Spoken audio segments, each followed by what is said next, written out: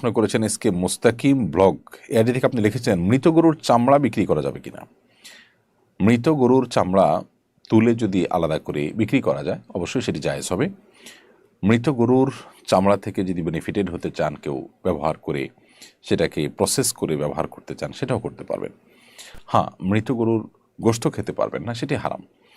অতএব চামড়া বা অন্য কোনোভাবে সেটি থেকে যদি বেনিফিটেড হওয়ার সুযোগ থাকে, সেটি কিন্তু নিষিদ্ধ বা হারাম নয়।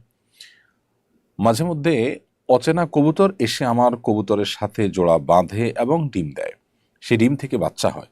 এখন ওই অচেনা কবুতর এবং ডিম ও বাচ্চার বিধান কি হবে?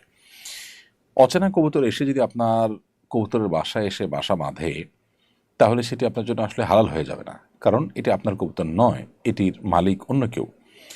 আপনার কবুতরের সাথে মিশে যদি সেই ডিম পাড়ে, তো সেই ডিম আপনার হয়ে যাবে না, কারণ অন্য জনের কবুতর, অন্য মানুষের কবুতর এসে এখানে ডিম পেড়েছে। সো আপনার কর্তব্য হবে এখানে কে মালিক হতে পারেন আশেপাশে খোঁজখবর নিয়ে তাদের কাছে তাদের কবুতর বা কবুতরের ডিম হস্তান্তর করা।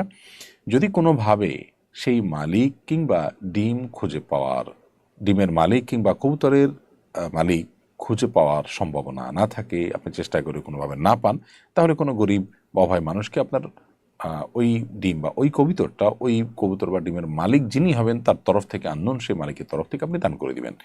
হ্যাঁ, যদি আপনি নিজে অভাবী গরিব মানুষ হন, তাহলে সেটা আপনি হারানো জিনিস যেরকম গরিব বা অভাবী হলে নিজে খেতে পারেন, ঠিক তেমনিভাবে আপনি নিজে এটি খেতে পারবেন যদি আপনি অভাবী বা গরিব মানুষের সংজ্ঞায় পড়েন বা তাদের কাতারে পড়েন।